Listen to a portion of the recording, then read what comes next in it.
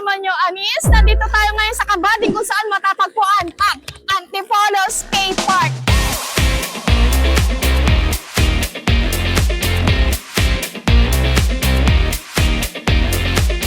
Tara, bisitahin natin. Samahan nyo ako. Let's go!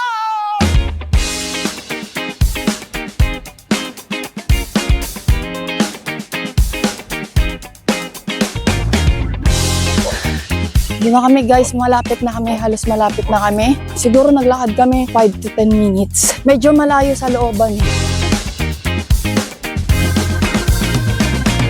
So ayun guys, nandito na tayo. Grabe, hiningal ako. Malayo pala to sa highway. Almost 5 to 10 minutes bago ka makarating dito ng walking. Pero pwede naman pumasok yung mga sasakyan dito. So magkakaroon tayo ng short quick interview sa mga bata. Let's go! Ako nga po pala si Mark Kian Joel Valencia, nakatira po sa Antipolo City. Kaya ako po nagustuhan ang skateboard dahil dito po ako sumasaya at dito rin po naglalaro ang aking mga tropa. Shoutout nga po pala sa mga magulang ko na sumusuporta sa akin para maglaro.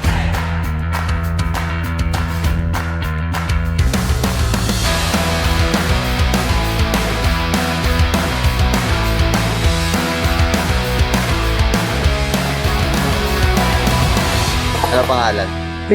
Prince Gian H. Hermans.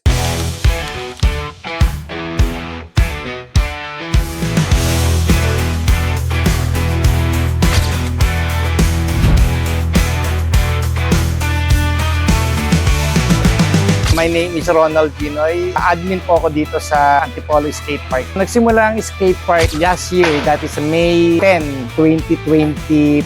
Kaya pinatayo to ni ating Municipality Mayor June Inares ay para sa mga kabataan, para malayo sila sa mambisyo, then magkaroon sila ng sports na gusto nila. Ang skate park po natin is free, lalo na sa mga taga Antipolo, then taga Rizal. Kung sino po yung gustong gumamit, free po to. Wala pong binabayaran dito. This is open from 8 o'clock a.m. hanggang 8 o'clock p.m. po.